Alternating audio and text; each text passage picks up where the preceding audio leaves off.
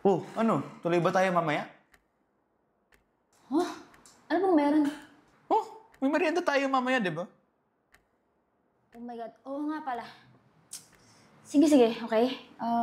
Maya-maya pa naman yun, di ba? Oo, mamaya pa naman. O sige mauna na ako. Ingat. Di ba sinabi ko tapos na yan? Anong petsa na oh?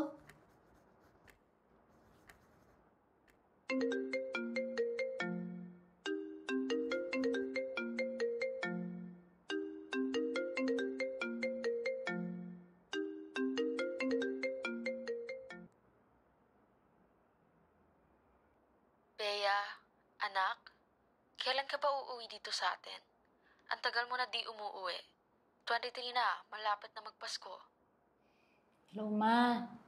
Ilang beses ko ba ang sabihin sa'yo? Hindi nga ako pwede umuwi kasi nga busy ako sa work. Tsaka, ngayon ako nagkaroon ng malaking break. Pero Pasko naman, anak. Hinahanap ka na rin ng papa at mga kapatid mo. Basta, ma. Pasabi na lang babawi ako.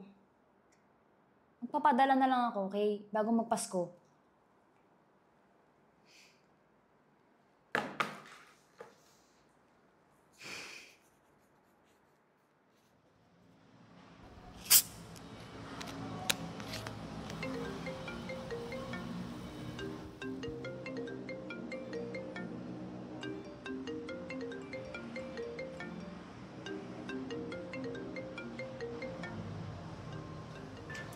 Kung di mo sagutin yun, hindi ka naman mag-aalangan na sagutin yun kung di naman yun importante, di ba?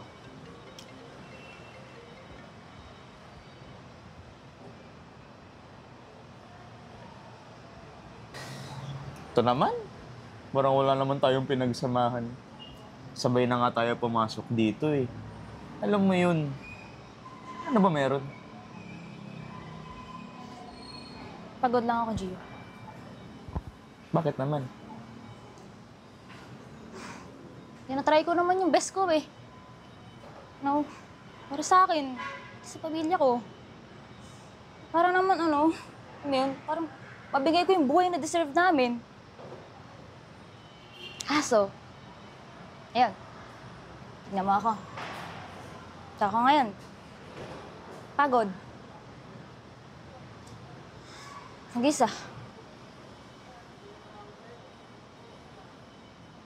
Alam mo, nangyari na rin sa akin yun.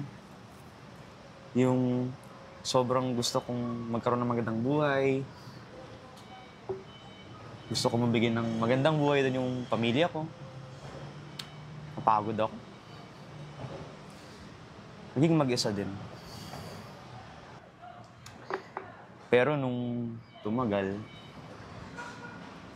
natantan ko lang din na walang katumbas yung hirap, pagod, at pag-iisa. Sa tuwing naalala ko yung pamilya ko na nakangiti sa pag-uwi ko.